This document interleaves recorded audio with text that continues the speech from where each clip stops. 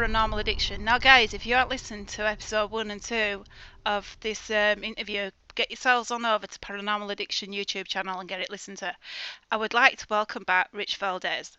Now, Rich, can anybody become a demonologist?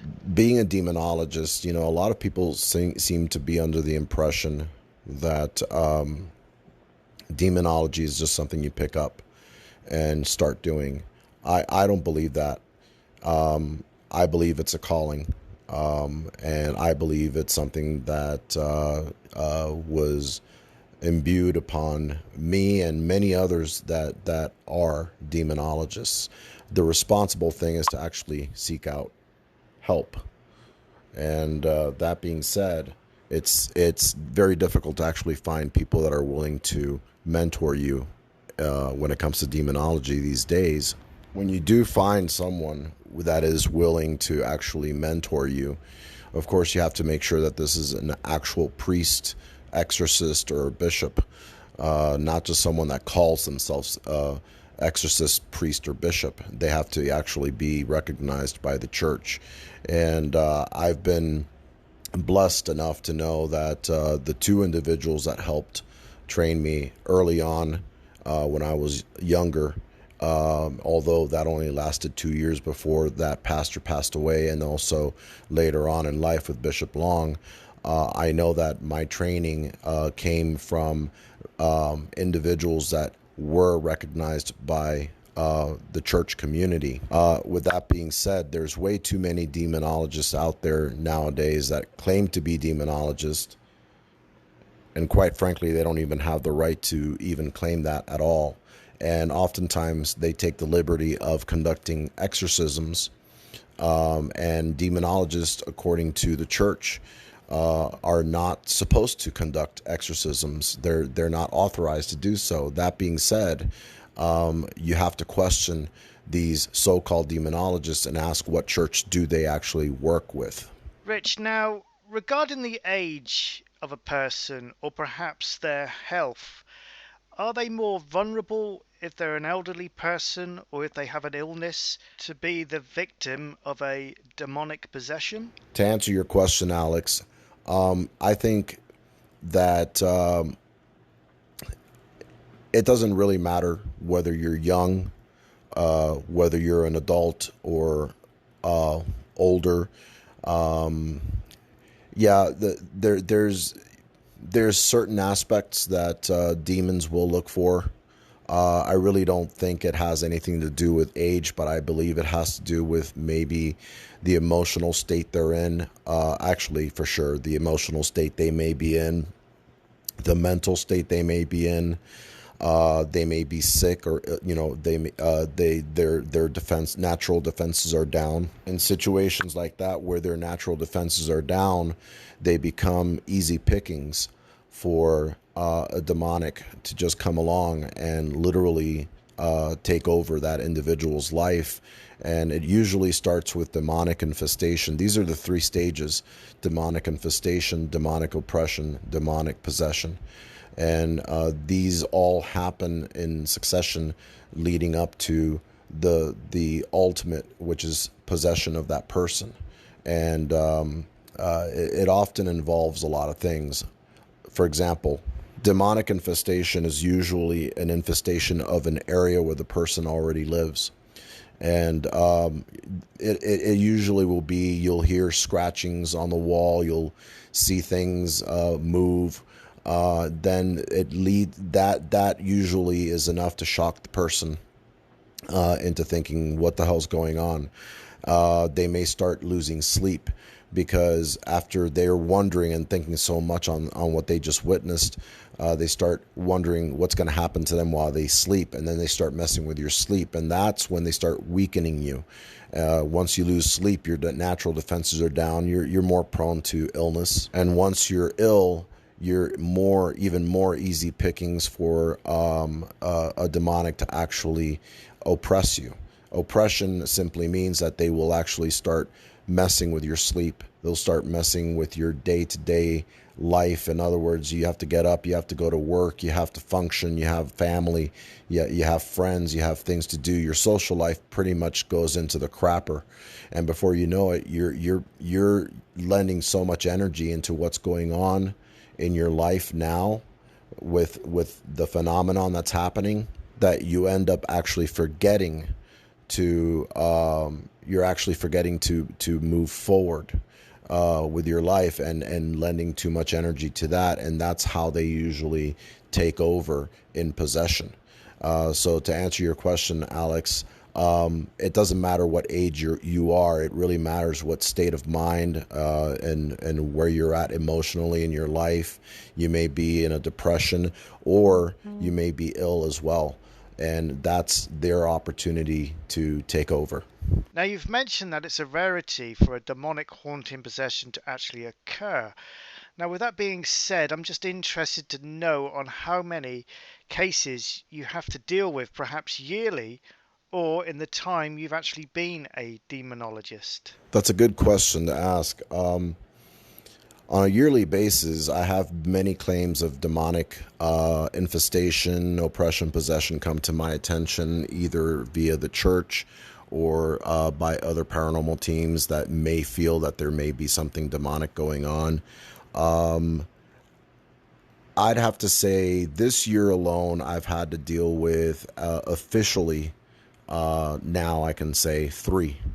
And that's rare. I would have to say that over the years, demonic cases have taken a rise. I think it has a lot to do with people being more aware of them, and the shows that actually lend so much spotlight to it, and they know what to look for.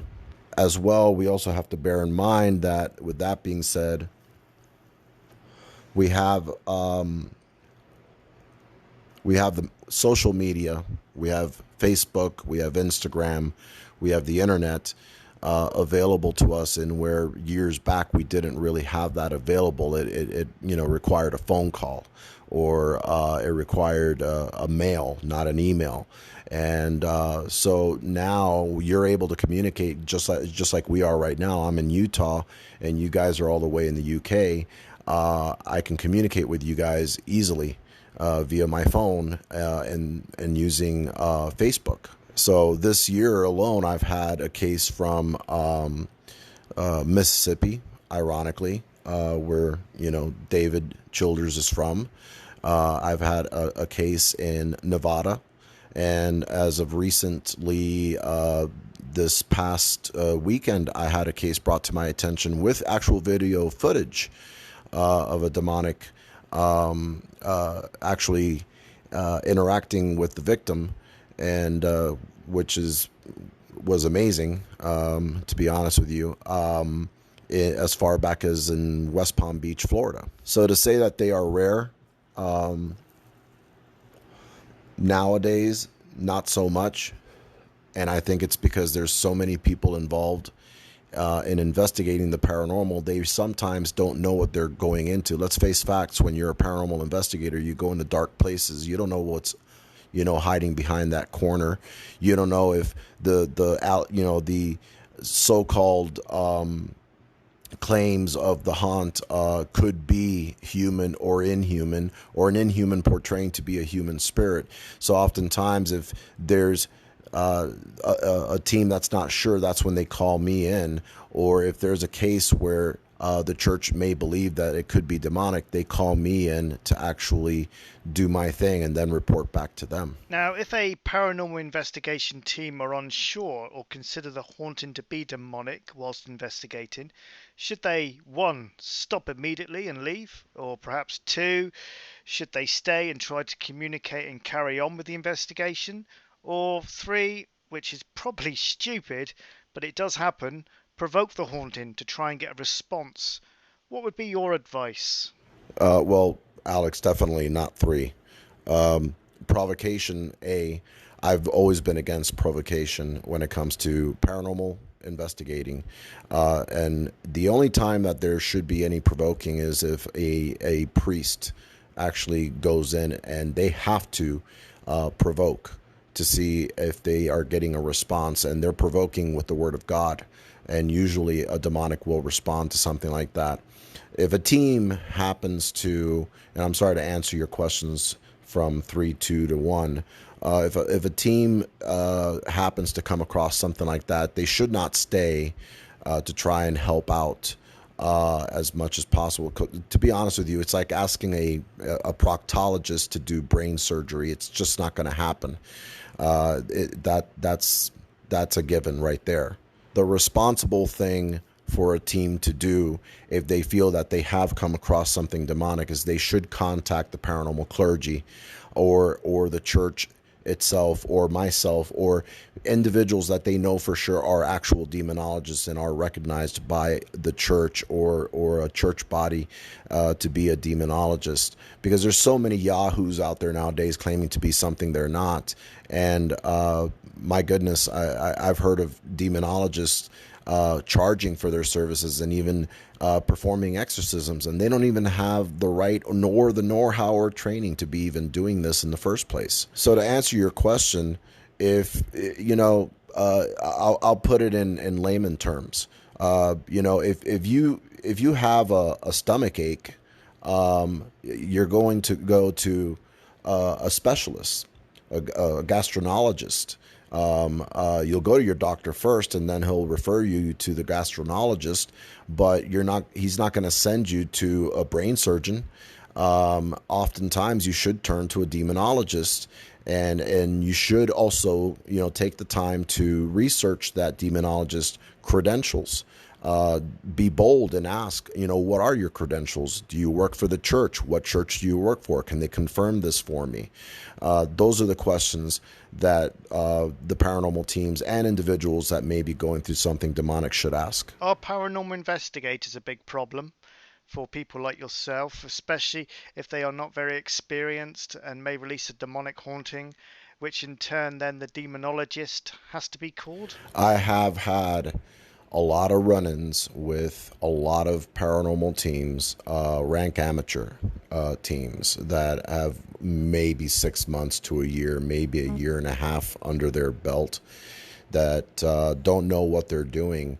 And oftentimes it's another team calling that team out and bringing it to my attention and having me reach out to the team, and they don't reach out to me because their ego, they can't get past their ego to admit that they've messed up.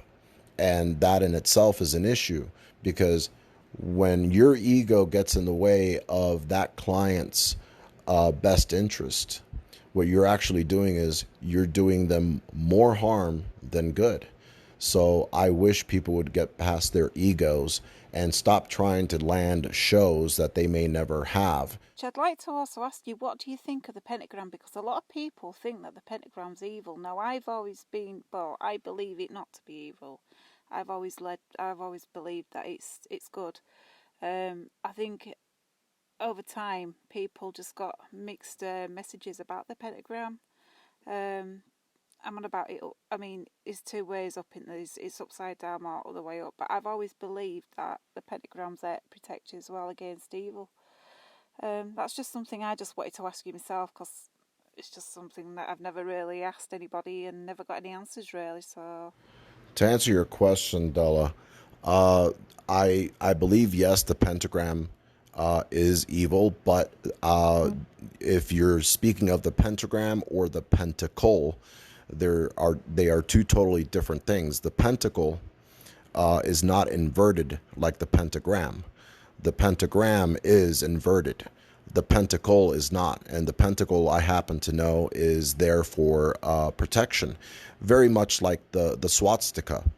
Once it was inverted, it was inverted to actually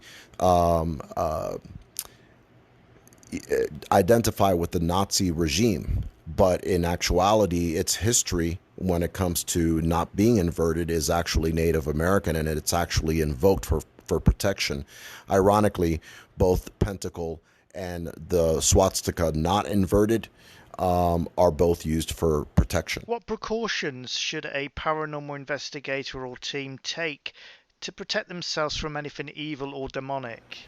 Well, when it comes to any paranormal team, I would like to believe that if they believe in spirits and they are investigating, spiritual phenomenon, that they would also have some kind of faith in whatever it may be. I don't care if it's Christian. I don't care if it's Buddhist. I don't care if it's, Wiccan. All I really care about is that they invoke some kind of protection, because quite frankly, they don't know what they're going into. They don't know what's, waiting for them on the other side of that door or in the dark. So I would hope and pray that they actually do invoke some kind of protection. I don't care if it's white light around them. Do something. The reason I say this is because I have heard of a lot of paranormal teams that have had skeptics that go in not believing anything, and next thing you know, for months on end, they have issues going on. They grow ill, and they have a lot of what they call bad luck taking place, or things going wrong in their life that they never had before the case that they were involved in. And oftentimes that usually means that a spirit, human or demonic, may be messing with this person, and it has attached itself to them, and it's trying to get a message to them, or they happen to know that they're non-believers, so naturally they're going to mess with them first. And what about paranormal mediums? Are they vulnerable to a demonic attack? And what are your thoughts about people that practice mediumship? Actually, I'm from old school, Hans Holzer's old school believer, and this was an individual, mind you, that was a parapsychologist, wrote over 140 books, and he himself worked with a psychic medium, and actually was able to solve a lot of cases and help a lot of people throughout his illustrious career as a parapsychologist. I believe mediumship does exist. I actually work with a medium in my team. I also work with other mediums independently. I've worked with Chip Coffees of the world, literally Chip Coffee on a case, and ironically it was demonic too. I think mediums do have their place in the paranormal field. I don't believe everyone that comes around and says they're a medium are mediums. I think they wish they were, and they play the part. But I think that they do tend to do more damage. Those tend to do more damage to the real mediums, because the real ones that are out there doing their job and using their gift to help people, those people that claim to be mediums and they're not, make them look bad. When it comes to that, that has become of an epic proportion epidemic, in my opinion. There's too many people claiming to be not only mediums, but demonologists. I've heard of paranormal investigators claiming to be investigating the paranormal for 20 years, and they themselves are 24 years old. So what? They started investigating when they were in their underoos? This is ridiculous. These are people that are lying through their teeth so that they can have some credibility in the paranormal field, and quite frankly, it does everyone damage. So very much like there are fake mediums out there, there are fake demonologists, there are fake priests, there are also fake paranormal investigators. So yes, I do believe that mediumship does have its place in the paranormal and should never be discredited. I think it should be challenged. I will never work with a medium unless I know for sure that I've tested them myself. And if I know for sure, and I've taken them to a location, and I'm the one that has all the information, and they hit on every single point of what is going on in that home or in that location, then that means to me, what that translates over to me, with that person not knowing anything about the location or the case, that they do have that gift. That is how you know that mediums are real. So if you're not working with a medium and you're not testing them, you really can't claim that all mediums, or you don't believe in mediumship. That simply means you haven't tested them yet. Is that safe to say, Alex? Oh, yes, yeah, I completely agree with you. I've always been a little bit of a skeptic when it comes to mediumship, but after listening to what you've said there, then yeah, I can see exactly where you're coming from. Anyway, I believe David Childers has a question for you. So, Rich, well, what do y'all have coming up in the future of Wayward Soul Promotions, man? I know I've been seeing a lot of stuff going on, that a lot of stuff y'all been adding to it and this and that. And yeah, I just want to say, thank you for letting me be a part of it, man. You and Jen's done me excellent over the years. So, again, what do y'all have, that's real interesting and cool going on? When it comes to Wayward Souls, we always have something going on, as you well know, Dave, as you just said right there. We're planning next year for another event. Unfortunately, the event that we had planned with you at Hales Bar Dam fell through, unfortunately, because we didn't get enough ticket sales. But, we are planning another event. And right now, there's so much going on. We've actually partnered with Haunted Adventures. We've partnered with Dead Dollies magazine. There's so many things and so many irons in the fire right now that in order for us to pick one up, we just, have to pull it out real quick, let it cool down, and then start working with it a little bit. But when it comes to anything else that has to do with Wayward Souls, it's been a pleasure actually promoting you, Dave, and all the other individuals that we have on board when it comes to Wayward Souls, their respective shows, authors, as you well know, and we have a good group of people, and we're looking to grow. When it comes to events, that's always in the works, man, because the paranormal is something that it's in my blood. I can't get rid of it no matter what I want to do. It's always going to be there. Well, Rich, I'd just like to say thank you very, very much for coming on to Paranormal Addiction Radio and talking about demonology. 3 parts this show took for this amazing interview. And to the audience out there, if you haven't listened to the other 2 parts, this is part 3. There are 2 other parts. Part 1, part 2 can be found on the Paranormal Addiction YouTube channel, also available on audiomac.com. So please check them out. Anyway, Rich, from myself, Della, and David, thank you once again for coming onto the show, and we wish you all the best in your future endeavors. Thank you, Della, Alex, and Dave for having me on the show. Much appreciated. I do so many shows throughout the year that and it's always engaging to talk about this subject matter. I feel a lot of people should know more about it. But at the same time, there's a lot of people out there that, for some strange reason, like to sensationalize it. I'm not one of those. I'm just right down the middle, in your face about it. And I think people appreciate that about me. With that said, I don't have a filter when it comes to expressing how I feel about the subject matter. I'm very passionate about it. It's a calling for me, and something I take very seriously, and something I don't necessarily go around promoting myself to be. People can go on to my actual page on Facebook, and they'll see that I only have Rich Valdes there, not Rich Valdes Demonologist. I work with the church. I take that very seriously. It's a very sacred thing for me, and it's in service to God first, and also to the people that need help from the church. If people want to get in contact with me, the best way to get in contact with me is they can reach out to me through my team in paranormalconsultingagency.com, or look up Paranormal Consulting Agency on Facebook. I'm also with Wayward Souls Promotions. That's what I've been doing for the past 2.5 years now as well. And, people can follow me there as well. And like the page on Facebook, on Instagram. You can also, go ahead and message me there if people wish to be promoted. That's what we do. The website there is www.waywardsoulspromotions.com.